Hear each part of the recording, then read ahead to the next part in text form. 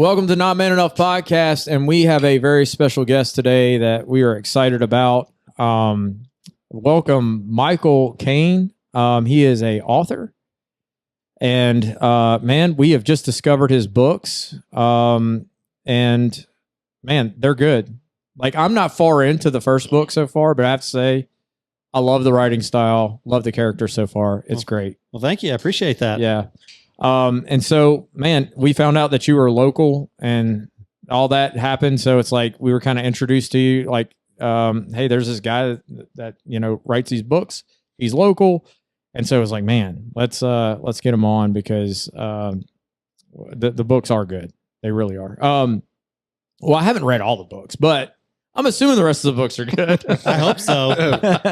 Yeah, I've pretty much just finished the first one, and it was really good. I was really hoping it would be good when you sent it to me. I was like, Yeah. let it be. I hope it's good because I don't want to, I don't like lie. But it was really good. I really like, and I like whoever. Did you hire out someone to do the audio? Yeah. So I've got audiobooks of the first two. Okay. Randy McCartan does them. He is a retired radio DJ in upstate New York. Okay. And so when I heard his demo reel, I was like, yeah, this is Great. the right voice. Great for this. choice. He did good. Yeah. Yeah, I mean, because that's what like I was impressed with. Well, the funny thing is, you've probably heard his voice before in your life. He's retired, like I said, from radio now. He was in radio for like 30, upper 30s, 40 years. Right. Yeah. And which involves doing a lot of commercials and even some television commercials. And so there's a good chance on some car commercial or something in the last 30 years, you've heard his voice. His voice has crossed your ears because he's done some bigger brands scattered through time. So he retired from radio, and that's, like I said, his retirement job. He soundproofed a closet, which is how most audiobook narrators do. They soundproof a closet, and they do it. Man, Dude, that's crazy. That's cool. Well, man, tell us a little bit about yourself. Just kind of, maybe, I guess how you kind of got into this, how you get, just whatever. Just fill us in on kind of your past, I guess. Well, I've always been in the creative type realms, right? My day job, I'm on staff at my church. Okay. I am the music guy at my church. Always been involved in music. Always tried to write things when I was younger. Through my 20s, I kept trying to write and was always frustrated and, never got far in things, and really took until my 30s. So most writers will tell you that they have that one story that's just been in their head forever, right? The one that they've just had to do. After Moses is not that story. After Moses is the story I wrote when I realized that I wasn't good enough to write the story I wanted to write. So I sat down and was like, what do I want to write so I can get better at writing? Oh, cool. Wow. Yeah. And so I kind of briefly, over the course of like an afternoon, kind of pinned out kind of what kind of story I would like to write, which is what I call out of the After Moses trope. That it really follows as the misfits on a ship. Yeah. Where you get this. Star Trek kind of falls into it sometimes. Star Wars a little bit. Firefly, a bunch of these properties where it's really based around a ship. And the characters on the ship, and they go off and they have adventures. Yeah. Yeah. Right. They might have some different motives. They come from different backgrounds. Some of the story is them figuring out how to get along. And so I was like, okay, I really like that subgenre of sci-fi. Right. So I'm going to do that. And then now what do I want to do with that? Yeah. And so over the course of about an afternoon, I was like, okay, I've got this. Wrote that at the start of each chapter, I have an epigraph, which is like an in-world snippet, this little in-world document. I noticed that. Yeah. That same afternoon, I wrote that first epigraph. It barely changed just a couple of words from the initial time writing until publishing, and then started writing it. Took me about a year. What time frame? Like what year was this? This was 20. I would have to look. It's either 2017 through 18 or 2018 through 19. I can't remember. Hold on. You've got, is it 6 books in the series? Yes. 6 books. So an After Moses book is about 150,000 words, which that's like Fellowship of the Ring length. Yeah. Mhm. Okay. So fantasy and sci-fi tend to be longer books. You have to establish more of the world. You have to build thrillers the and world. romance Yeah, and yeah, things yeah. like that tend to be shorter.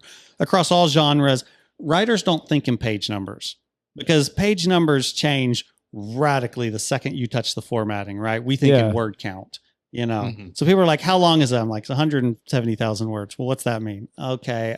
You got to start thinking to translate it. Yeah. But the average novel across genre is about 100,000 words. Yeah. So it's a little, they're a little longer, but Yeah. again, that's pretty standard for sci-fi and fantasy. I mean, they take me about a year to write a piece. A year a piece. A year, and a lot of that's fast. spent in That's editing. fast. Yeah. For me. Yeah. For me, it was a year to write the first page. You get into it. Yeah. Man, that's incredible. But it's like that you're pumping out like obviously a mass amount there. But it's interesting that like you said, science fiction takes up typically more word Usually count. speaking, yeah. And is that because of the world building aspect? It is. Because it's not based here on Earth per se, like a normal universe. So you have to build the universe. That's a large part of it. And also science fiction and fantasy also love a big sprawling story. Not always. There's definitely some shorter stuff out there. But they're prone to big sprawling stories. Like I noticed a lot in it, you're having, and that makes so much sense because in both fantasy, sci-fi, you're having to explain things that don't already exist, Right. and make sense to the reader. Mhm.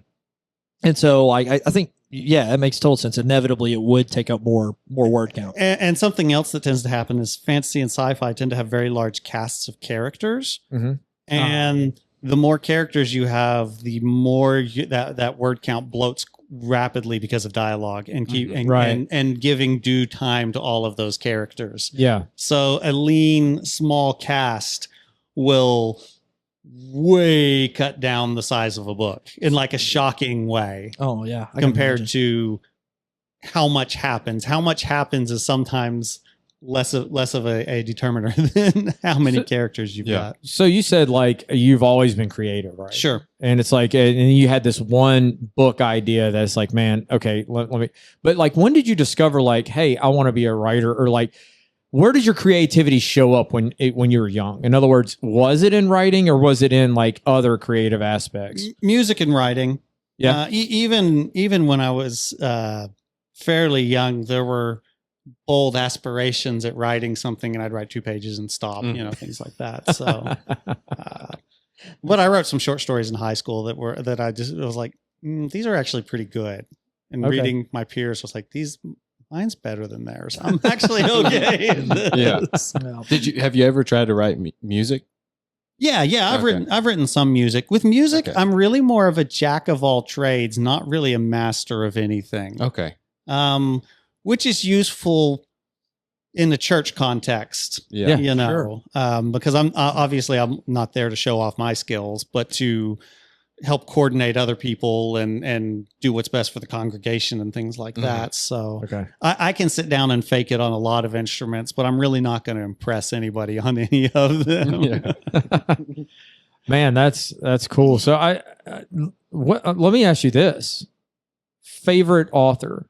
Like, what's some of your favorite authors? I'm just curious. Like, if you just had to pick an author, and I have to say Tolkien. Tolkien is the one that has the biggest impact upon my imagination, and not necessarily the things that you think. It's not necessarily Lord of the Rings and The Hobbit. Of his fictional work, it's the Silmarillion that has the bigger, impact on my imagination, which is it's like the Old Testament of the Lord of the Rings. If you're not familiar. Oh wow, yeah. I'm not familiar with that. I mean, I'm familiar with Lord of the Rings. Lord of the Rings is the third age of Middle Earth. The Silmarillion, he tried to get published his entire life. He kept writing and writing. He was the first versions of the first stories in the Silmarillion basically date to World War I and when he was serving in the army. And he was rewriting those stories until he died. And his son Christopher publishes them afterwards. Oh, wow. After his death. And when I jokingly say it's the Old Testament, it very much is it's more of a dramatic history. Okay. So it's a very at first unapproachable until you get into it and start to see kind of this tragic beauty and this high language and everything that's going on. Very different than Lord of the Rings. And then the other big thing of his that really affected my imagination is he has this this essay. It's on fairy stories. It was based on a series of lectures they did because he was a professor at Oxford. And I say essay, it's like 70 pages. You know, it's not what we usually consider an essay, but it is a defense of fairy stories specifically, but also fantastical stories and the purpose that they play in the good that they do for us. And ultimately, he ends with, how that a good story ultimately has a happy ending, which is a reflection of the gospel. Yeah. You know, he draws all of this into pointing at he coins this term eucatastrophe, which was the opposite of a catastrophe. A catastrophe is the sudden terrible thing. Yeah. Well, the eucatastrophe is the sudden joyful moment. Oh, okay. It says that a fairy story has to have a eucatastrophe, and in that the fairy story is reflective of the real world, and that the eucatastrophe of man's history is the incarnation of Christ, and the eucatastrophe of his life is the resurrection. Yeah. And so fairy stories point to that joyful, sudden turn to joy.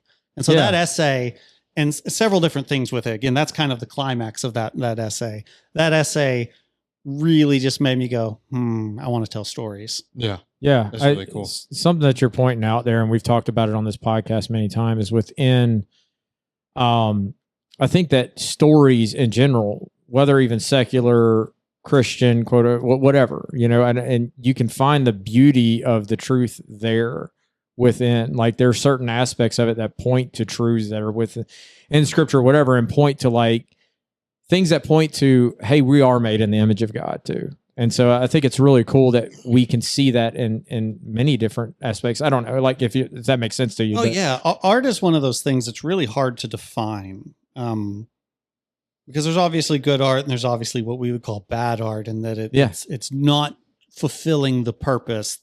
Right. There is just art. Bad things. Don't wrong. Yeah. Yeah.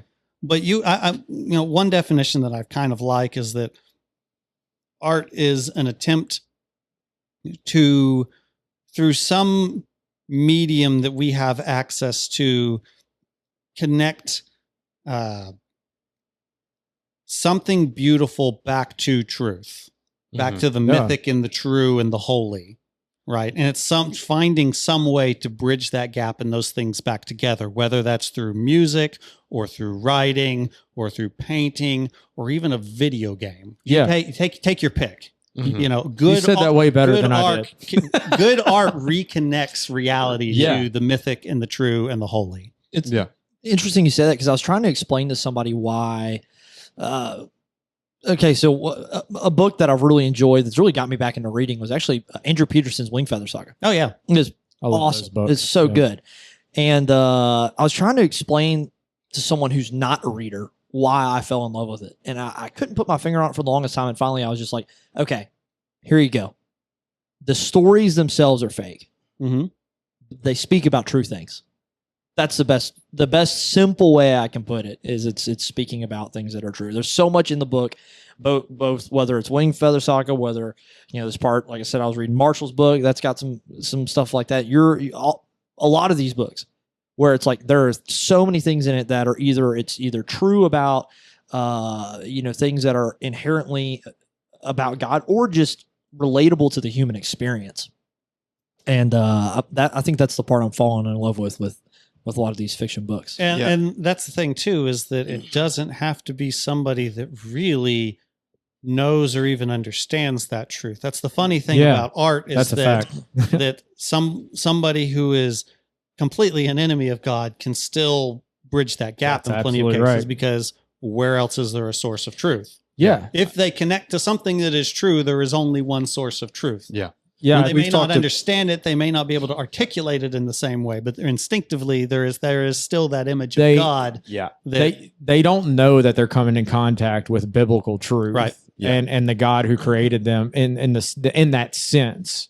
like, I'm not saying that they're becoming Christian because of it. What I'm saying is they're like, everybody loves a good love song or love story, but like, well, the Bible actually defines what that looks like. And when those two things match up, it's glorious. It's good. And when we find a love song that points to those truths of what the Bible says love is and how it looks, then they don't even realize that they're experiencing biblical truth in a sense. Yeah. We've talked about this with, I think the fascination with like war movies or superhero movies and stuff like that is there's a lot of that with superhero movies, I'd say, pointing back to what you said earlier, is kind of the happy, like the heroes win, and almost always the understanding of sacrifice. Sacrifice war is movies. huge, Like what makes a good war movie is like all your favorite, Saving Private Ryan's, all this stuff is the laying down your life for the other, and it's like that's pointing back to biblical truth. That's pointing back to Christ, the ultimate version of that. I think we have a storm. Yeah, there's a storm coming through. Yeah.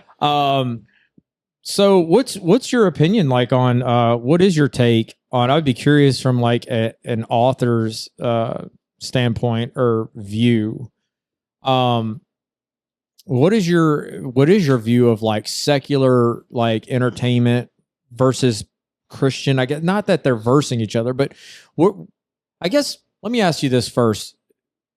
What do you think about like Christian entertainment and where it's at? And where it could be, or do you have a view on that? Or so most modern Christian entertainment, because you can go back further and you start to get to a completely different paradigm, especially if you go back more than 100 years or 100 I mean, you're just dealing with books. Right. Right. But even then, it's hard to divide Christian from most of the Western classics. I would agree. Right. And so that's kind of a different category. It's not really until modernism that you get this kind of break from a Christian, an assumed Christian worldview. Yeah. And you start to see in that same era moving forward this deliberately Christian media. And we all know about cheesy Christian movies. Yes. I mean, it's just the way it is. Yeah. My philosophy on that is simply that there are a lot of people making Christian entertainment which are too worried about connecting to truth and being too literal with truth and not worried enough about the artistic side being good and making it good and beautiful to wed those two things together. Mm-hmm. Right. It's not just because you slap Bible verses or biblical themes in it so much as just tell a good story. Right. And like, it's ultimately going to point, if you do have a Christian worldview and that's your foundation, the truth of scripture and who God is, then your movie's going to come out. If it's a good movie, just make something good. It's going to point to those things anyway. I don't see how you could not, honestly, but there's another real big problem in that Christian businessmen and people with the money to fund things have very bad taste in what they fund. I don't mean that because there's this concern again of just the truth. Yeah. And we just this instead of making, are we doing this to the absolute best that we can do it? yeah. And you see that across all of, and also there's also this sense of trying to echo what the secular world is doing entertainment wise only 20 years late. Yeah. I've noticed. Yeah. Because that's the taste. True. That's the taste of the generation that has music, that has money is always older. So that's who's funding things. Yeah. Right. And so they're thinking about what they liked 20 years ago. And what's funny is you talk about secular versus Christian is that we've hit a point that really secular entertainment has reached the exact same problem where they are very often concerned more with message than art. Yeah. The ideology that drives it, like it's ideology that drives it. Right. Yeah. And so you get these secular movies, which are really just as bad in form and function as some of these corny Christian movies for the exact same reasons. They're sometimes worse. They're higher budget. They've got some production values to them, but they don't have they don't have Yeah. any substance to them either. Yeah. So really it's kind of interesting seeing how both these tracks, these parallel tracks are suffering from the same Do you think disease. some of with Christian art and stuff, entertainment in general, do you think there's I feel like people in the Christian world get a little uncomfortable with like money and stuff too, of like funding these things or whatever. It always seems to be kind of that problem, I would say, is like almost like we view everything as like a ministry. So it's like you can't just make entertainment and it be a business. Right. That's you're a Christian doing this. Yeah, It you're has to glorifying be, God doing it well. like this nonprofit Yeah. ministry that nobody's successful out of, type thing of if you're too successul, then there's a flaw. Well, you're there. clearly doing something sinful because you're actually feeding your family. Yeah, You're right. but I see, especially on social media, you see that. You It's see like, that. a lot Yeah. where it's like Well, almost like you should be starving as a Christian artist or something. In 2026, the second someone starts making money online, they're called a grifter. Yeah. If someone sees that you're making money, you must be grifting. You must be doing it only because of the money, and that's Yeah. all you care about. Well, we haven't made any money, so We don't make any money here. Yeah, this is a labor of love. All right. Yeah. But I do think you just nailed it right on the head there with we've talked about that before. Actually, Yeah, we've had old man. episodes about like Christian entertainment and pointed out the same problems. Is it's you're giving up the product for the message. It's like, okay, well, we can't just subtly have Christian messaging in this or whatever. It's like it has to be blatant. It's like you get like you got to said, the be in your cheesiness. face. Yeah. Yeah, it's like they have to say this exact way, and There must be the conversion trademark scene. Yeah. When Yeah. a convincing conversion scene is probably one of the most complex and difficult things you could possibly write. mhm. Yeah. No. You just shine some bright lights and everything's perfect for it.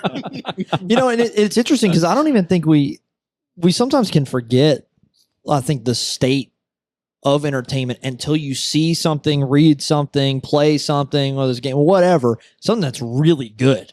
And then it makes you realize, Like this year, everybody went and saw Project Hail Mary and was like, oh, this is actually a good, optimistic, fun movie that's Loved not it. filled with junk. It's Yeah. like, My why wife. can't we get this more often? Yeah. Yeah. I mean, it had there wasn't like a message that they were trying to cram down your throat, Right. obviously. It was just a good movie. Yeah. And It I was think that's the great. reason why Yeah. Top Gun Maverick did so good too. Right. It's just because it was just a good, fun movie. Like, Yeah. it's not the most like in-depth story or anything, but it's just like Not it everything was has just to fun. be. Yeah, it was just fun. Yeah.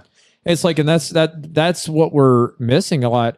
This is a little bit off subject, but since we're on movies, do you think, and I'm just curious from your standpoint, is like, do you think that maybe the fact that like some of because like of computer graphics and everything, you can do anything now, it actually has harmed creativity in the sense of like, if you go back and you look at the original Star Wars, like they were limited on what they could do. And I think that it made the movies fantastic because of the creativity there.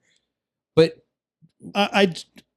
is that kind of I don't know that it's not the fault of the technology, by the way. Right. It's not the fault of the technology, but some things, if they're harder to do, you work harder at it. That's what I'm trying to say. Yeah, work. yeah. And so it's not that CGI is bad for movies. It's not. It's that Jurassic Park would say otherwise. too many directors and producers and folks like that, they have this mindset of, well, the joke is always, well, we'll fix it in post. Yes. Right. Which Yeah. if you ever see, CGI artists talking about it, it's like, that's the worst possible thing. It's like all the effects need to be planned on the set. Yeah. We need real lights that are going to match the CGI, and we Yes. need all this stuff. Whenever you have like the visual effects supervisors there with the director talking, and they're all planning these things together, you get amazing things. And they've been able to do amazing things forever. Yeah. For a long time anyway. But I just think of Superman and was it Justice League? I think where they CGI'd his face, the beard off of his face. Yeah, the mustache. And it looked like horrifying. And it just, his face, you just knew like something is wrong. That at least was unfortunate that, they needed a reshoot and he'd already had to grow this thing and had other commitments. That's unfortunate. That was rough. I was just curious. But I do think that further back, when movies were harder to make, they were more... all the different disciplines had to work together more closely in order to make a cohesive movie. Yeah, it truly was a labor of love in a sense. Like, hey, I want to make the best movie, and this takes a lot of effort. And so everything it was almost like excellence was expected, or in a sense. And I don't know if we lost that. Like, I'm not trying to be the old guy yelling at the sky like CGI is bad. Actually, I think like one of my favorite movies of all time, like I said, is Jurassic Park. And it is the thing that brought in like CGI. And I still think it's one of the greatest films like in my lifetime. Great. Yeah, it's wonderful. So I'm not against it. It says something that my wife watched it for the first time recently, like since we've been together. Yeah. And it freaked her out. A movie that came out in the 90s, like genuinely freaked her out. She was like, this is kind of scary. It's amazing to me how many, I didn't grow up being a real big reader, but I've later on, I've kind of gotten into like, especially with my kids, like one of the ones that like really went through my household was Wing Feather Saga. When I discovered those, I was like, kids, take these. These are awesome. And anyway, I think that, I don't know where I was going with that, but just lost the train of thought. I do have a quick question. What's your thoughts on like one of my favorites growing up, like in that genre of like Christian type is like Chronicles of Narnia? What's your thoughts on? Oh, I mean, all-time classic. Okay. You got C.S. Lewis. Lewis's greatest gift is not even really as a storyteller, although he's very good at it, but it's in his ability to pack more meaning and ideas into a single paragraph than any writer I've ever encountered. Right, the information density and like of all the little nuggets of proverbs and clever turn of and all of this, it's so dense. Yeah, like he was one of the greatest communicators of the 20th century. Yeah, those Narnia books are not big. No, they are short. Nope. Yeah, and there's just like you said, a lot of information. It's like one of my favorite things about how Lewis will just pack something ultra deep and dense into almost nothing it's in Prince Caspian. And there's this bear, and Lucy is expecting that the bear is going to talk, and she doesn't know that some of the animals have gone wild again. Right. And she sees in its eyes it's wild. Yeah. And then Lewis, as the narrator, kind of jumps in with this kind of hint that, well, what if that maybe the opposite happens in our world, where there's people that have gone wild but are still talking. Yeah. Yeah, and you just sit there going, he just drops this in the middle of this children's book. And you're like, it's like, oh, man, really? Yeah. Oh, that's like one of my favorites was in, it's the Lion, the Witch, and the Wardrobe. Yeah. And it's where Lucy finds out about Aslan. She's talking to the beavers. And she's like, oh, he's a lion. Well, is he safe? Right. And, Mr. Beaver's like, well, of course he's not safe. He's a lion, but he's good. And I'm like, I love that. There's so much that goes into that. You could think about that statement for a day. That's Lewis's biggest gift. Yeah. Is just packing his prose full of. If you ever want to dive down the really deep Lewis hole, there's some other fictional works that are much more challenging. He has, the Ransom trilogy, sometimes called the Space trilogy. Yeah, I made it up to the very last book, and I, for some reason, never finished that. it. Hideous Strength, the first half of it is very slow. It is very dense. It is very dense, but I did make it through all the other books. If you can get through it sometime, it is predicting so many of the things that have gone wrong in our society. Yeah. It's definitely worth another shot sometime. And then the other one, and really what I think is one of the finest English novels ever written, is Till We Have Faces. And it's the one no one's ever heard of. It was the last fictional book he published. It is a retelling of the Greek myth of Cupid and Psyche. Okay, so it is just this novel he's just telling it as a Greek myth.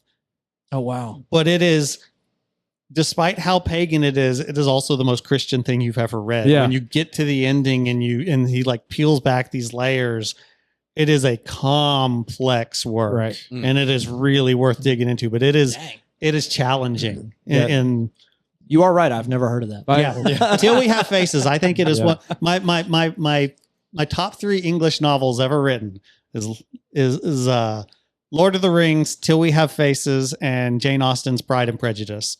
Okay. If I could write 1/10 as witty as that woman could, I'd be set for life. So let me Pride ask. and Prejudice is so funny. Now I know, because I was going to ask, because you have a character in the book, Abigail. Yep. Who, which funny enough, I've got 2 brother-in-laws named Matthew, and my wife's name's Abigail. Okay. And my wife loves Pride and Prejudice, so it was pretty funny. And I was like, I wonder where that came from. And now I know. Now I know. Now I like to reference some because After Moses takes place in our world per se. Right, I like to reference some real world things, but further back. Yeah. You don't want to reference something that's 20 years old while you're writing, because that suddenly feels like it's dated. But if you reference something a century old, it feels okay. Yeah. Yeah. Right. So Makes sense. Chesterton gets a reference, Sure. Pride and Prejudice, some other stuff. Well, mixed and to the in there. characters in the book, it's like Shakespeare gets some references. right. It's like ancient history. Like it's like they have relics with them. And I love Right. that. I love that you made it like that. I thought that was so cool. So all right. So like we've talked about C.S. Lewis and like, Tolkien and all that. And like you said, in the past, there wasn't such a separation between like secular and Christian. It was just, It was already happening in those guys' days for sure. yeah. Mhm. Oh yeah. Well, especially with Lewis. I mean, but anyway, I'm just curious what if you had to point to like a quote unquote secular author, who do you think is probably the best in your nowadays? The best. Like nowadays, like maybe more recent, I guess. More recent. But you just think they're just really creative and stuff. I'm just curious. By the way, while you're thinking on that, to complete the thought that I had earlier and just completely lost is, I was shocked to see how many movies that you end up running across, like the one Project Hail Mary. It's based on a book. Yeah. Like you never know until you see the movie. It's like, oh, this is a book. Like anyway, that's the point I was trying to make earlier. But about how like I've never been a big reader, but then I'll run across these movies and realize, oh, it was It's a book. Yeah. first. But anyway, any authors? What are we talking here? Best, favorite for me, Favorite most for you? creative. Yeah. Oh, man, you ask a question like that, and my mind goes completely blank. It's still around. Yeah. I would have said Walter Wangerin Jr., but he died a few years ago. I really have loved everything I've read of Timothy Zahn. Okay. He wrote some Star Wars Star Wars, novels. Is what that's he's most the- famous for. yeah. I've always Heir to enjoyed the Timothy Empire Zahn. series, right? Yep. Really have just always enjoyed him. Yeah. I knew I recognized that name, Yeah, and it let's took a see. second. Still around. That's the hard. It is a part. hard thing. That's the hard. Yeah. part. I mean, I didn't mean to put you on the No, spot. that's I just, fine. I if I'd been thinking about it beforehand, I could have thought of some more. But We usually just pull it up on the. All right, let's look. it's like I've got people I can recommend, but favorite is always the okay. hardest Well, thing. recommendations. Let's go there. Okay. For something really weird. Oh, let's see. The problem is I can't really. Well, okay. For something really weird and creative, there's this other indie author I know. Fred Heimbacher is his name, but he writes what he calls Gonzo alternate history, and he has this book. I've read a couple of his books. One of them hasn't even been released yet. I got a chance to read it early for him. He was looking for some feedback. It's named The Devil's Dictum. Sorry. And it is alternate history U.S., where the United States was founded by satanic pirates that chased off the pilgrims. And Haiti has become the shining city on a hill. And it's set in like this 30s. Yeah. In this completely like it's the, gosh, I wish I could even get into it. It's like I can't describe how nuts this book is. Yeah. You're following the personal assassin of the Chief Justice of the Supreme Court as he's solving conspiracies, but there's just all these insane things you find out, like the House of Representatives, people are elected and they're dumped into this building and they're never let out. And it's like this place of darkness and refuse and horror. And he has to go in and find somebody that hopefully is still alive, a representative that's hopefully still alive and hasn't been killed yet. Like it is. And Fred's a Christian. Let me just say that Fred's a Christian, but it is so funny. Like, that's crazy. But he has all of these real world historical people, right. And even some you wouldn't even know were real, and you look up like, oh, that was a real guy. Yeah. And everybody is like this funhouse version of himself. Yeah. There's like this young Richard Nixon, and it is insane. It's that reminds me of like if you go to like video game series like Fallout, like it's like if it. I don't know if you know about this. I know what you. I know. Yeah. I think I know where you're. It's like an alternate universe that, hey, actually, like we didn't win the Cold War, and the Cold War actually, and that's why everything's still stuck in like the '60s looking technology, but somehow it's beyond that in some ways. Yeah, futuristic. It's just a weird concept, but it's kind of exactly cool. What this is it's kind of. What if we just invert everything about the United States in the worst possible way and still turn this into a story that's not just this amoral mess? You know? That's interesting. That's cool. What was his name again? Fred Heimbacher. It's German, so I don't know how to spell that last name. I got you. I got you. Yeah, I'm sure people will. You just take your best crack at it. I'm sure you'll find it. Yeah. That's interesting. Well, let's talk a little more about your book series here, because, like I said, I love the characters that I've ran across so far within the book that I'm in. I like your writing, I do, and I'm not just saying that. Like, it's good. It's really good. No, I think all three of us have talked about it and enjoyed it, and I even had a conversation with mutual guy we know, Tim, and we were talking about who because as you read a book, you typically envision what they would look like. And I told him, I'm like, man, I envision like 80s era Harrison Ford as Matthew Cole. And he was like, Nathan Fillion is his guy from Firefly. That's who he envisions Matthew Cole. What I actually get the most is young Clint Eastwood.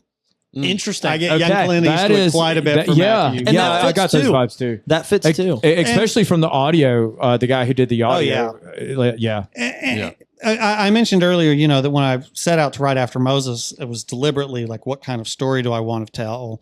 And so I assembled the whole crew in my planning beforehand. And it's like, okay, so who is the captain of this ship? You have, that's cool. It's the wandering gunslinger with a heart of gold. Yeah. Right. Who flies this ship around taking on missions and, being a general do-gooder. And so that's why I think that wandering gunman is really why the Clint Eastwood tends to come up, because he played that many times. Are you a huge fan of like Westerns? Not. Okay. Let me say this. Yes. Okay. I'm not especially like educated about Westerns. And this is a really funny thing. And people laugh about this when I say this, but I can't name a lot of the Western movies I've seen, because most of the Westerns I saw were as a kid. Yeah. On Saturday afternoon, and my dad is flipping channels, and we stop and we watch it, but we miss the title. And so I don't know what most of the Westerns I've ever seen are. They were edited for TV. Yeah. So if they were R-rated at the time, I don't know that. Right. And so the Western as a genre is kind of this mash of genres and ideas and things all together in this big muddy pit that I can't pick the different pieces out of. Yeah. That I think very highly of. But there's a whole bunch of them that I kind of vaguely remember, or I'll see somebody talking about one. I'm like, I don't know about that movie. Then I'll see a shot. Oh yeah, I've seen that movie. Yeah, that's funny. I didn't know that was the name of it, but I've seen that. It was my grandparents' house for me. Like, my grandpa was huge, like Roy Rogers fan, and it was like Roy Rogers and John Wayne. Like John Wayne, man. Dude, it is like always that and cartoons on. I would watch a lot of cartoons with him too, like old Looney Tunes and stuff. But it's the same way. It's like I grew up watching all these old kind of cheesy westerns, Right. and stuff, and liked them as a kid, because you're a kid. But I couldn't tell you like any of their names. Exactly. Yeah. And like I said, some people kind of laugh about that, but that's just. I think I've seen like most of the John Wayne movies, but have no like. I would You don't know which confuse one is which. one's which. I'm like, I know there's. I'm super late this to the scene's in Western game, like really late. Yeah, I played Red Dead Redemption 2, and it was after that I was like, all right.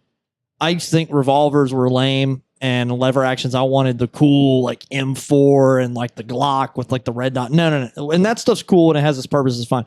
Now I'm all like, dude, single action revolvers and lever actions are freaking cool. Yeah. And the cowboy hats and the horses, they're cool. And so when I also love sci-fi. So when I saw that this was kind of a mix of the two, I'm like, this has the potential I to be really definitely cool. saw like it's man, this is like a Western science fiction, and it's based in this universe in a sense, but like obviously it's a different. So the Western and the sci-fi regularly go together. Yeah. Yes. Why? Oh. That's a good question. I don't know why. Now I've thought a lot about that, and this kind of ties also to my next series that I'm starting. Okay. But and the Western and the sci-fi are like two of the quintessential American genres too. Mm-hmm. It's like so. The Western or let's go back up even further. The frontier is one of the chief American myths, right? It's the idea that you can leave the safety of the cities, you can head out into a hard world. It's going to be dangerous. There might be bad men there. They'll try and kill you, but you can scratch out a living and you can eke out a civilization for yourself and for your family and make it better. Right. That's kind of this early era of American idea. Right. Sure. And the Western as a genre begins to form before the West even really closes, if that makes sense. Yeah. The first Western stories are starting to come about before the death of the West. Yeah. And really, by that time, it's already become this genre with these tropes, these ideas that sometimes they're exaggerated from what the real thing is, but they convey this set of ideas that point back to this myth of the frontier. Well, you go forward a little bit, and science fiction already exists, and the origins of sci-fi are in British literature. You get Frankenstein and Jules Verne and some of those guys like that. But it's really science fiction takes this twist almost with Edgar Rice Burroughs. He's writing in I don't remember if this was the teens or the 20s. Edgar Rice Burroughs, you're more familiar with Tarzan probably. Yeah. He wrote Tarzan. Sure. Okay. But Edgar Rice Burroughs also wrote A Princess of Mars. Okay. A Princess of Mars, Disney made an attempt at a movie back about 20 years ago. It's called John Carter. That's what I was about. Okay. Yes. So John That's where I know it. That's where I know it. Okay. Yes. So A Princess of Mars is written, I think it's 22 or something like that. Somebody's going to find I'm wrong there, but I'm within a decade. Let me say that. And it starts as a Western. These two guys, they're fighting some American Indians and they're holed up in this cave and, things have gone wrong. And John Carter gets basically whisked away by this cave and leaves the red deserts of Arizona and steps out on the red deserts of Mars. Okay. And now he's fighting Martian warlords and there's this Martian princess and he's got all these, this whole different set of problems. And that's in a sense the first sci-fi Western, because Edgar Rice Burroughs recognized that even though the American frontier had been closed, the frontier, there is another frontier, which of course in Star Trek's famous monologue recognizes it as the final frontier. Yeah. And so especially in science fiction's early days, they're frontier stories, they're exploration stories, they're colonization stories. And so because they share this thematic core, they also begin to overlap in these aesthetics. Yeah. Which is why you get so many science fictions that have these dusty backwater towns and saloons and gunslingers and, Star Wars. I mean, has Han Star Solos. Wars, yeah. Right. The saloon, it's one of the first major scenes is the saloon. Right. Yeah. The first Star Wars movie. And so you get this, you've had a century of the crossover between these two. Now, science fiction has continued on in other directions, and there's very different kinds of science fiction now that don't have a lot in common with the frontier and the Western, anymore. And that's totally fine.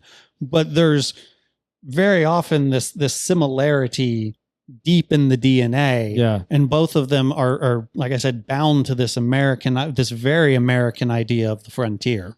Yeah, I would say that even Star Trek isn't so much like gunslinger stuff, but it is exploration. It's discovery. And so it kind of captures that. Yeah. Especially the original series is often called a space Western. Yeah. Because they're traveling along location to location. They're solving problems. They've got this very cowboy captain that solves things, his way.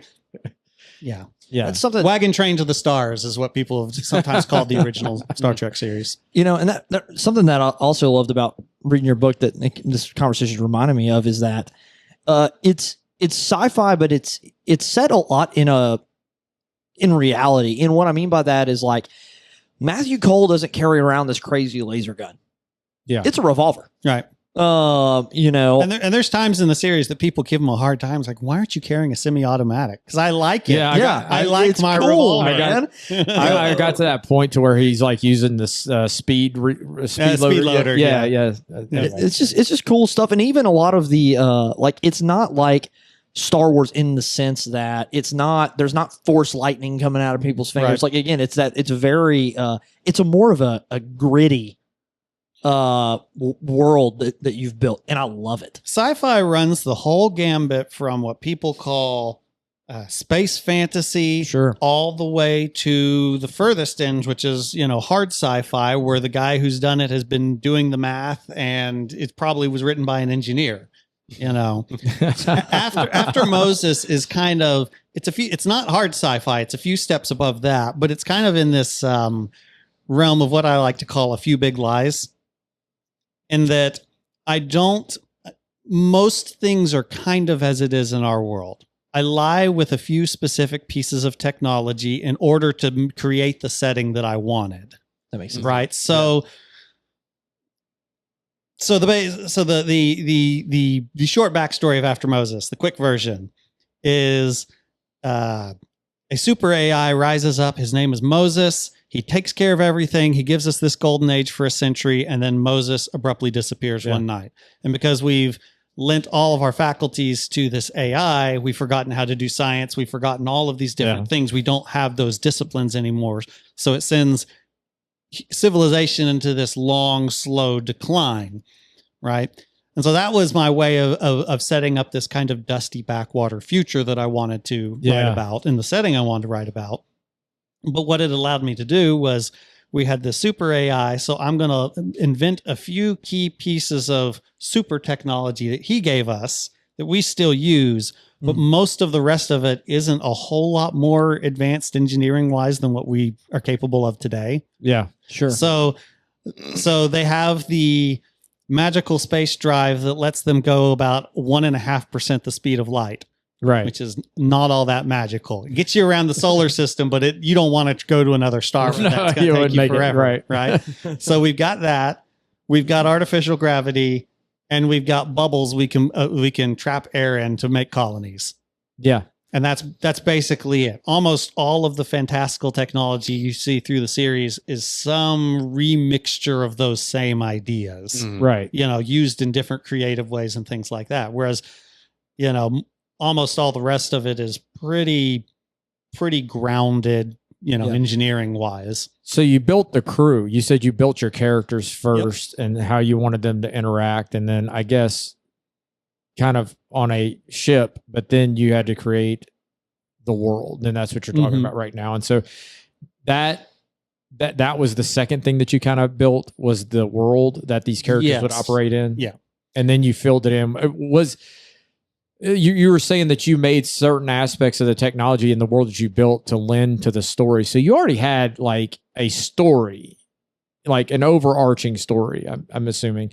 I'm not a writer. So yes. So I very quickly penciled out what the first book would be. Okay. Which, is really kind of the story of this crew coming together, figuring out how to work together, and then figuring out just what Matthew's been hiding about his past, which I don't think you're there yet. No, don't spoil so it. I won't spoil because that. I'm making it through this book. So the first one book is very much character driven towards these people, and it's a very inward looking book. But it also allows me to, because I also treat this first book as quasi episodic, and that the chapters are almost a job of the week type scenario, and it allows me to move them around all these different places while still advancing the plot. I noticed that. Thought it was very interesting. Yeah, it's kind of an homage to old, really, magazine serials. There were a lot of I was about to say science serials, fiction and Western magazines that did serialized stories where you had this week's story, and then next month you get the next. George Lucas was a huge fan of that. Oh yeah, and that's why he created Indiana Jones. Yep. That's because of that. So. And so the first After Moses really is kind of an homage to the old serial, of which Western and sci-fi both did, while we're exploring this crew. Now, the later books aren't quite as episodic, although they kind of remain that way to some extent. But they allow me then to really dig into more the problems of the setting of this declining civilization, and how these different settings that I've already built plan out. Like, how far into, how many chapters roughly? Man, I'm not that far. I am probably about 5 chapters in. Okay. 5, 6, something like that. Yeah. Okay. So so we start, one of the first places is Europa. We start on Europa, and there's a bunch of slavery on Europa. Right. So that becomes an on-running thing. Yeah. We go to Mars then. Yes. And you start to get later on, there starts to be a lot more stuff with all the different Martian colonies and some factional stuff. You move on to Ceres, which is just a little dwarf planet. It's the biggest asteroid in the asteroid belt. And Ceres has been hollowed out and has all these cities. It's the place where nowhere with anywhere to go ends up on Ceres. So it's just this slums everywhere. Yeah. And the second book, Prodigal, really spends almost the entire time at Ceres in the middle of 2 crime syndicates, ready to go to war with each other, and just in crumbling underground cities, and just, very different setup. So the later books allow me to really just focus on a specific kind of aspect and place. You've read it, Venus. Yes. Was one of those places. Cloud City in Venus. I was about to. Cloud City had to be an inspiration, I'm assuming. Yes, but also if you Google search Havoc in all caps in NASA, you will see all of NASA's write-ups for high altitude balloon. So here's the fun thing about Venus. And so here's another cool thing about After Moses. Yeah. Is that I tried to be faithful to our own backyard, because it takes place just in our solar system. Yeah. Right. And so I tried to show off a lot of cool places and things. So Venus, okay? Yeah. Everybody knows about the surface of Venus is like, you can melt lead. It's like 900 degrees and like 90 atmospheres and all that. Well, here's the funny thing is that if it's 90 atmospheres at the surface, that means that at some place in that atmosphere, the pressure is 1 atmosphere. Yes. And at 1 atmosphere, breathable air is buoyant. Okay. So that means you can have a blimp of breathable air that will stay at that altitude. Well, at that altitude, which is about, it's like 30 something miles up off the surface, it's only about 120 degrees. So if you coat the surface of whatever blimp you've got with something that is resistant to sulfuric acid, say Teflon, and can just insulate to 130. Yes, exactly. Well, that's the thing, because it's fun to be able to have that little bit of plausibility. Yeah. And obviously, I scale it up way beyond anything that NASA's done. It's a city. It's 2 cities of 50,000 people floating at that atmosphere. It lends to your creativity too. Oh, it's fun. Yeah. Because it's like, okay, like let me look at this planet And now What how do can I I make this do? work? And it's, it's going back to what we talked about earlier. Almost like, it's almost like you put a limitation on yourself in the sense of like, let me be bound to this Right. a little bit. And creativity came out. Well, and that's one of the other fun things too. The further you get into a story, the more bound you are by its own rules and logic. That's right. And so the further you are into it, the more things happen naturally as you're writing. It's like, because this is what the rules of the story, the internal logic already says. And so therefore this is what happens. Yes. So we get to visit a lot of the solar system in After Moses.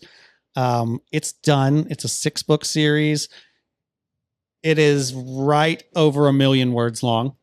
It's a number that I was not planning for, but when I did the calculations after, I was like, yes. Let me ask you, who did your cover art? Because it is excellent. There's 2 different cover artists. The first one did the first 3 books. His name was Evan Kakamurenson, and he wasn't able to continue after that. And so I got Tom Edwards. He's in the UK. To do 4, 5, and 6. He had kind of tall shoes to step into. I was like, okay, I've got a very clear kind of branding here with the silhouette, with the scene, these strong dark to light gradients.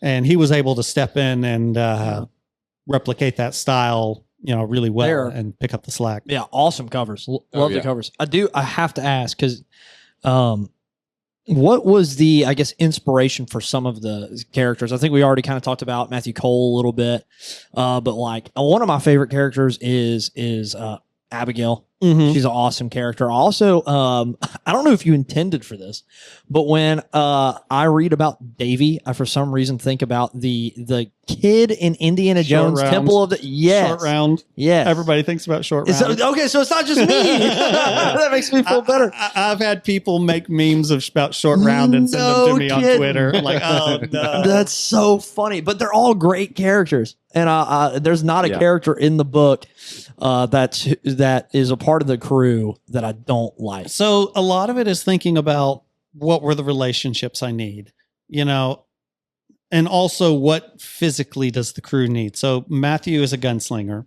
Sure. And a gunslinger needs someone to protect him. And so he gets Abigail, who is wearing this giant suit of powered armor and has this mysterious past, this one-of-a-kind piece of technology. Yep. Which it's a while before that's unraveled. You'll have to read a few more books before you hear that story. Okay. And so it's like, okay, so you got the guy that can give him cover, but they also have to be a little bit of a foil to each other. And so they butt heads a little bit. Yeah. Especially for a while before they learn to get along. And well, a ship needs a doctor. And so that's how Yvonne comes about. It's like, okay, we need a doctor, and let's have something interesting, like she has a mob bounty on her head, a big one. Well, that'll be good. Yeah. And so then I needed, but then because Matthew and Abigail were going to get along, I needed another foil for Matthew to really push back against him. And that's where Davy came about. Yeah. Davy and Grace, the 2 kids on the ship, and kids are always a risk to write because they can be so annoying. So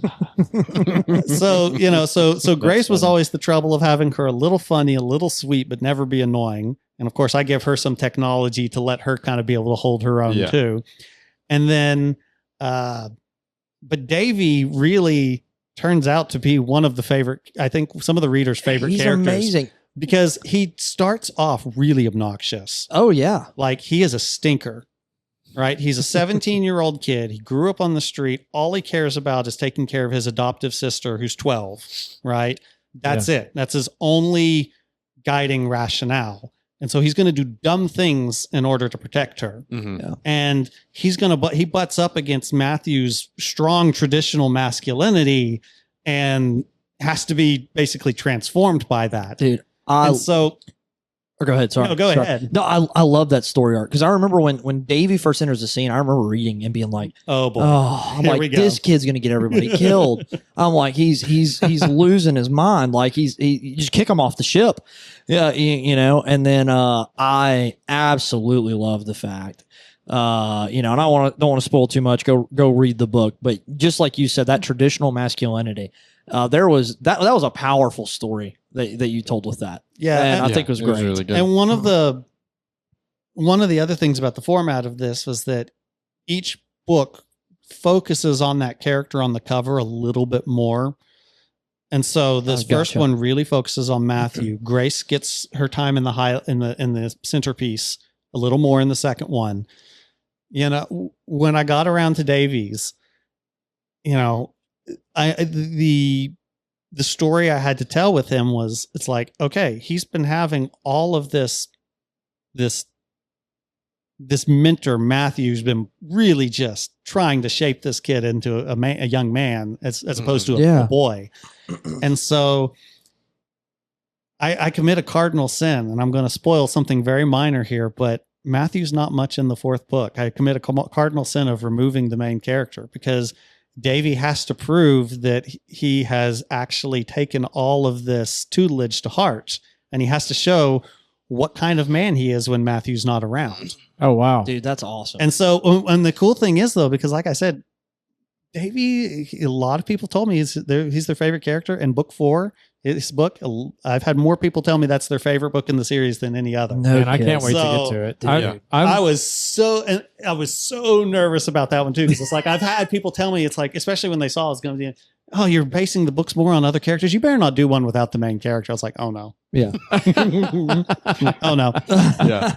Dude, you just did such a great job, because like you've got Matthew Cole, who's just, the dude's just cool. Who doesn't want to be Matthew Cole? I mean, he's awesome. You've got Abigail, who's a great, super cool, strong female character in all the right ways. And then you have, like we've already talked about Davy. And then Grace just kind of melts your heart. Yeah. I mean, she's the, you imagine like, oh, that's the daughter that has like her dad wrapped around her finger, and it's awesome. So good. I am looking at your website right now, and I clicked on merch. Oh yeah. I've got a few things in there. I absolutely love this. There is a grav bike brick set. Screen. Oh yeah. Look at this. Oh, dude, that's awesome. A Lego set, man. Yeah. So the man is, the Lego guy is real Lego. The bike is bought bulk from China to make those sets. Yeah, right. I'm down to like 6 or 7, I think. Okay. And then I'll have to figure out how to resource them. I love the mug here, man. That artwork is awesome. I did too. I was looking at that one today. I'm going to do the same thing. So book 5 has Abigail's silhouette, and I want to get the same thing done, but kind of in a pink, and do it kind of more of like a latte style mug. Okay. So you've got Matthew's real traditional mug for the male, and then you've got the pink Abigail one for the female. Yeah. But I haven't.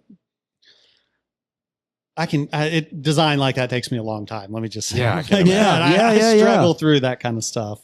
Yeah. Yeah.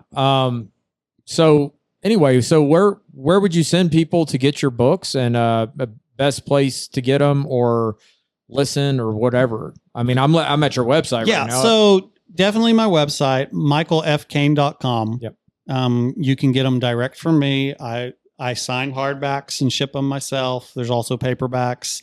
You can get the ebooks there. You can get the audiobooks there. I make a whole lot more if I ship them myself than if Amazon touches it. Right. Sure. The audiobooks are not on Audible, because Audible's royalty structure is borderline theft for an independent person that refuses to be exclusive with them. Oh yeah. So if my books were on Audible, I would make about 25% of the sale. And that's about, so that changes, and the math isn't transparent. And so they're not on Audible. I raised money via Kickstarter so that I wasn't sitting trying to earn money back, because it costs a lot to have a good narrator do it. And so I sell them on my website, where I make about 98% of the ticket price. Dude, that's great. And that's awesome. And what's great about this is looking at your prices here. Your prices are great. Yeah, they're reasonable. Like, I mean, I promise you, like if you go to his website, like this is good deals. The hardbacks are $30, but if you buy 1, 2, 3 together, there's a $5 discount per book. Yeah. Nice. Right. Wow. Because I'm happy to ship up 3 at a time and send them off. So you can also get the series on Amazon and the ebooks in some other scatter places. If you search for After Moses online, I own the search engine rankings, so I'll show up. Okay. Yeah. So Nice. You'll find me. Yeah. I'll be buying the rest of them. I'm definitely going to be buying at least the paperbacks. because That's what I've started on is the paperback. My kids are getting more and more into reading, and my son's really into audiobooks. My daughter, she just crushes books like she loves. In fact, when I can't wait. walked through the door with your books, she looked at me and was like, "Hey, so when you're done with those," so I'll probably be buying the bundle in my house because awesome. man, I like what I've seen so far, and like I said, I'm not far into it, but it's grabbed me. So Yeah. If a book grabs me, it's a good book. Yeah. Because there's so many books like I'm like, Yeah. I love audiobooks too, so keep up the audiobooks. So if you can. yeah, no, I intend to, but Yeah. I'll have to reevaluate because right now I'm in the middle of launching my next series. I was going to ask you about this. Yeah. So this next one is not sci-fi at all. We've changed completely. We're doing frontier fantasy. And so we have kind of this alternate American frontier. We have the Republic of Colombia, who's chartered a general to push force west, open the mountain passes, and head west. And he's taking his 12-year-old son with them. And my intention for this series, they're shorter books. They're going to be around 50,000 words, 50 to 60,000. So like 1/3 of an After Moses. And I'm going to have illustrations. So it's going to look more like a, what is it? Like the Hardy Boys type, like that. Yeah. Or Almost more like Louis L'Amour novel or some other things Yeah, like yeah. that. Sure. So my intention is to have a series of shorter books that are kind of adventures that are like love letters to the American frontier in different like eras. So these first three are like in an Appalachian style setting. And they're in a very early, like 1770s style. So muskets. Okay. And if you know about the Appalachians, what kind of stories are in the Appalachians? Oh, so many. You get the thing that goes bump in the night. Yeah. You know, Yeah. so the first one has got some monsters in the woods.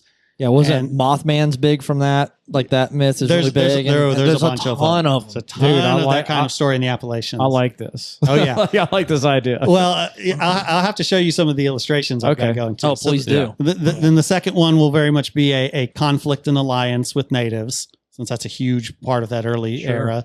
And the third one will be a large part about winter and starvation and isolation on the frontier. Yeah.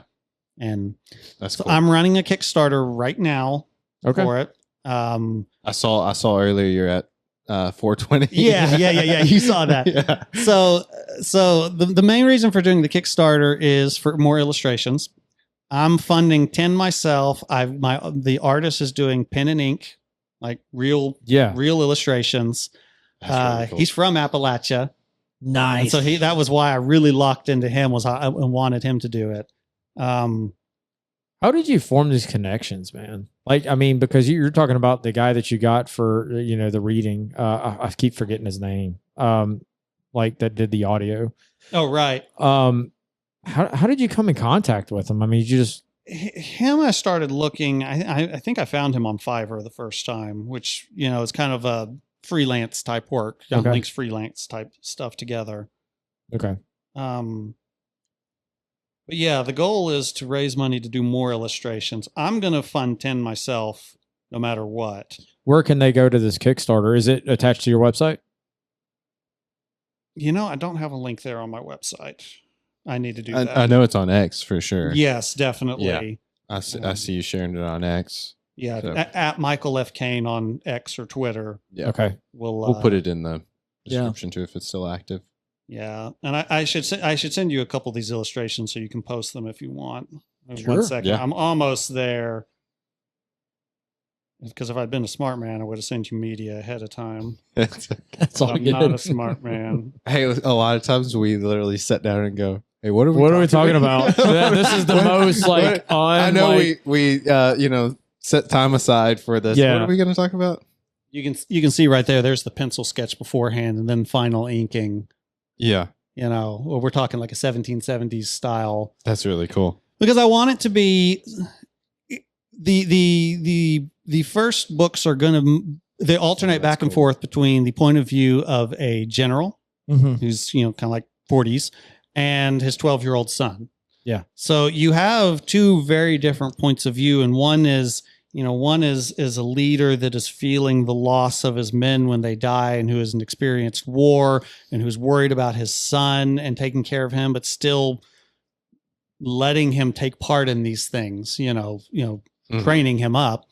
And the other is, this 12-year-old boy who has spent most of his life in a city on the seaboard, who is now out, having the adventure of a lifetime, but things are scary, and he's, learning to do all these different things. And so it's very much a coming of age. And so I want it to be a kind of book that an adult reads and they go, oh, this is great. I want my 12-year-old niece, nephew, or son, or whoever to read this. And that's one of the reasons I really want all these illustrations too, is it to be this really just nice looking thing to pick up. Yeah. Immediately, cool. Like Kratos and Atreus comes to mind from the newer God of War. You have those, that vibe going a little bit. Yeah. And one of the other the other fun thing about this is, we were talking about all the setting and research and plausibility stuff I do a lot of effort, like Revolutionary War type setting and technology and things like that. I put that same level of into this. So it's fantastical. It's like the folk tales are real. Let's say it that way. That's how fantastical it is. The folk tales are real. But it's supposed to feel like a very plausible alternate history sort of setting. Yeah. What's the study for that look like? You just history, like reading history, or? Yeah, I read about 3 books in preparation for this. And just a lot of just coming across something and going, I don't know this. I have to go, okay, go to Google. Here's 30 minutes of reading about something. But all the time. But I also, in one case, like there's a lot of horses, and I've not actually spent much time around horses in my life, and so I found a horse girl to read it, and she made some pointers and like, okay, this is movie horse behavior, but this isn't real horse behavior. Real horses don't do that. Here's here's how a real horse would act. And I was like, okay, so this horse is spooked, and so how do we you'd have whatever that's cool. Like what? Right. And then I start looking up people didn't really feed horses carrots then yet because carrots were too valuable. Okay. So there was a lot of research. You get shot for feeding a carrot to a horse back then. Well, there was also a lot of research into period firearms. Yeah. A lot That's of awesome. flintlock, musket. Yeah, and just how they operate. Oh yeah. And it's like what was the Continental Army's drill routine for what's the exact process, all of these things. Wow. But another fun thing, because it is a slightly fantastical setting, is, I say it's fantasy, and it is a little bit, but American fantasy doesn't have a wizard, not even a Gandalf type wizard, right? The American wizard is the guy with the gun. Yeah. I mean, that's just all there is to it. And so, the third main character is this very Daniel Boone-esque Scotch-Irish style hunter. Nice. Wears skins. He has this custom firearm. It's custom made for him by Hezekiah Reaper, and it's an early revolving rifle. So it's like it's ahead of its time. The idea is it's this custom masterwork that's a few decades ahead of schedule. And so I've got this gun I put together that never really existed.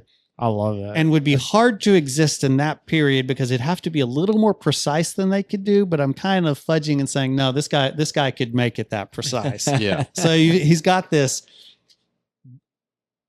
big bore, and I say big bore. It's an 11 to the pound musket ball it's firing. Yeah. Mm-hmm. Yeah. That's the correct term. Meant for big game hunting, a 7-dram powder load, 5-chamber revolving. It's got a deployable bipod, which nobody did until the 1860s, but he's hunting big game. So of course you can do that. Right. It's not like that couldn't exist. Right. So you've got this heroic weapon against the monsters, you know. of That's this gun that never quite existed. It's almost like That we know of. Right, exactly. It's like the wizard staff, but instead it's the American wizard staff. It's the gun. So And as a gun guy, I will be in the market for one of those. I don't know, if I can find one somewhere. You could definitely. well, we actually have guys that could do that at our church. I'm pretty sure. There were revolver rifles. There were. Yeah. They weren't super reliable because of danger of flashbacks firing all the chambers. That's what I was And thinking. you get that those chambers that aren't lined up with the barrel firing, and you've got problems. No joke. Because so the way that they were sealed against flames escaping, especially with because they were still black powder packed at the time. They weren't cartridges when they were making revolver rifles. So there were some downsides that the reason that they were banned.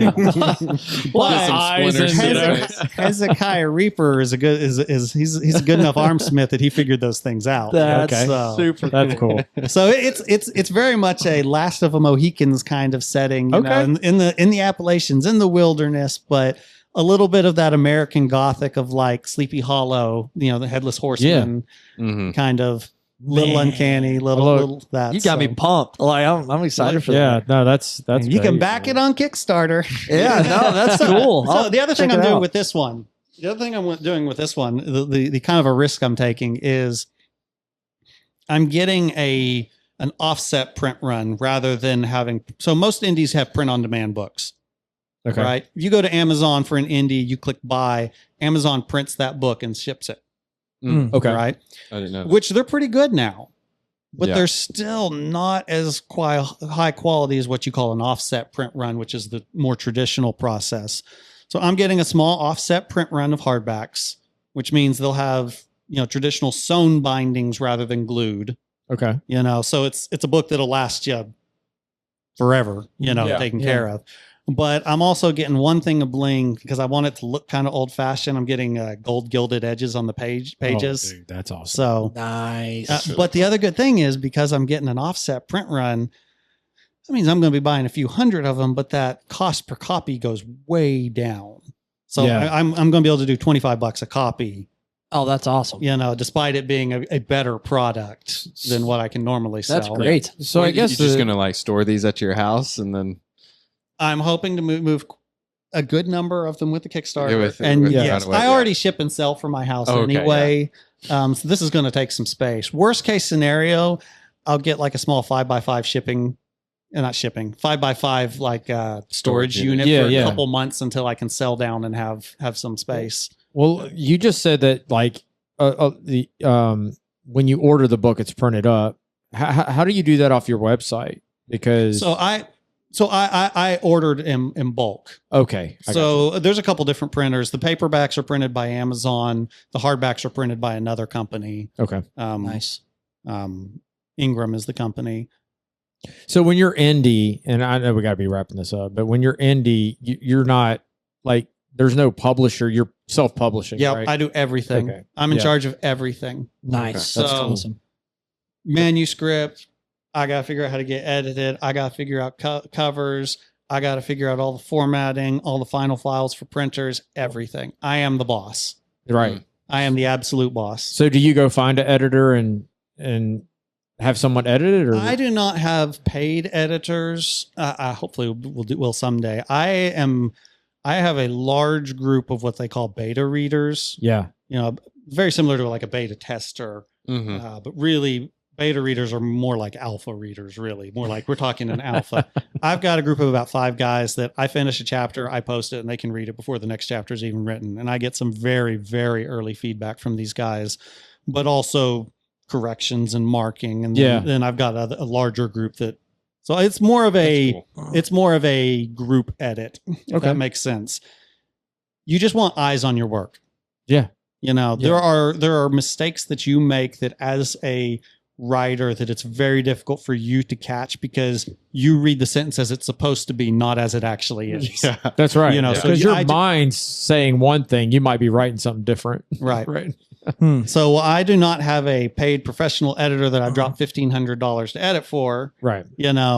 I have a lot of eyes that have looked over it, and there's more and more tools, mechanical, computer tools that are slowly getting better and things like that as well. Yep. So those catch the nothing style wise. They'll make terrible style suggestions. Yeah. They'll catch those missing commas and quotation marks. Yeah. So I've got to ask. This was our kind of fun question for it. Yeah.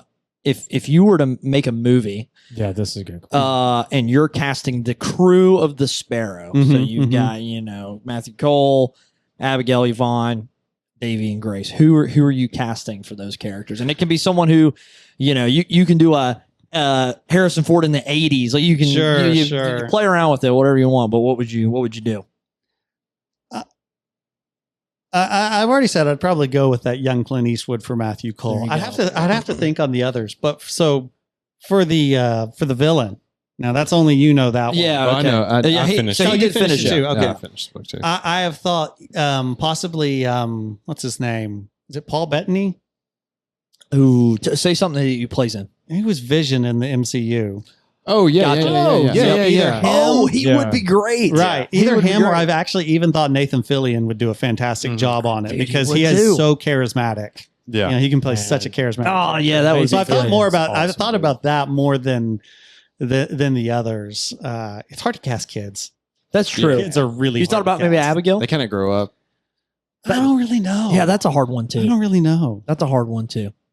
I mean, I like when you visualize these characters, you're getting like, okay, this is what I'm trying to like. So you have an image in your mind, and all of us probably our images are maybe a little bit different. But That's the funny thing about that is that I don't write really detailed character descriptions. Some authors really describe characters, that's true. their eyes and all this stuff, and there's actually not a lot of details about Matthew. No, you Cole. actually right. Yeah, is the hat, the poncho, Yes. and usually some stubble. And I think I describe him as having sandy colored hair or stubble. I think that's it. Those are the only descriptions that exist of him. I noticed that when I was. Now that you say it, Yeah. you're right. And so you kind of leave it up to the imagination of the person to fill in the gap. Abigail has darker hair that's wavy. I do That's all I remember know. that. That's all I know. So Davey- did you Davey purposely is- do that? Like, I mean, like to Yeah. where it's like you just wanted people to I kind of think run wild with I leave it a little. Okay. Well, but Open-ended. mostly because when I get to those hyper detailed descriptions of a person, it's just like I don't need all this information. So I I'm don't the same way. I don't like. No, I think that sometimes. Davey, you go just need a short Chinese kid, as far as I know. That's all I know. He's short in Chinese. Yeah. It's like 5'1" in Chinese, so that's why everybody says short round from Temple of Doom. Yeah. There you go. That's yeah. And I'm assuming. Didn't you say Grace? I think is blonde. Yes, Young blonde. she's blonde. She's got longer hair. Longer hair. Yeah. Yep, Yeah, that's yeah, all I got on her. Yeah. Wow. So cool. I kind of go with just a couple of key details and let the rest go. Not bogged down and Yeah. something you didn't really. I have a suspicion that the hyper detailed thing is more of a women writer thing. I think it's more common with women writers. I'm not even saying that as a interesting, bad yeah. way, but just as an observation on the way that women process the world differently Right. than men. Yeah. Yeah. Fair enough. There's probably some men that do it too. If you were introducing the character Abigail talking about her hair extensions, I would have been like, all right, what is going on here? Right. It's definitely true. That's like the funny meme of you talk to it's like walk out of this podcast and my wife will be like, what'd y'all talk about? We just talked about we were books." just talking, having a good time. we just podcast. Well, man, I can't tell you how much I appreciate you coming on. It was fun. This is has awesome. been good. Just to get into the mind of a writer and stuff like that. I think you're like the first fiction writer I've been able to just sit down and talk to. And so this is cool, man. I appreciate you making the time and again, the website's michaelfkane.com. Yep. Kane was Kane. Right. And if you want to get to the Kickstarter, find you on X or at michaelfkane.com. I should put a banner up on the website or something here in the next day. That would be wise for me to do. I've just forgotten. Yeah. Well, cool, man. I'll Well, link thank it you in so the much, description man. too. Okay. Appreciate that. This has been great. It's just it's nice to find somebody like it's cool to find somebody even like that writes this. And I mean, just dude, like the books just look great. I mean, honestly, but getting a physical book the first time when I get that first like proof copy is just magic. I can't even imagine Like, it's writing something, creating something, and then getting it in and looking at it has got to be really cool. Oh yeah. But yeah, just to find out that you're here local and you've written all these books and it's a cool world. Again, I'll look forward to diving into this because the book grabbed me. And so I'm looking forward to it. Anyway, man, thanks a lot. And thanks for having me. Yeah. Thanks.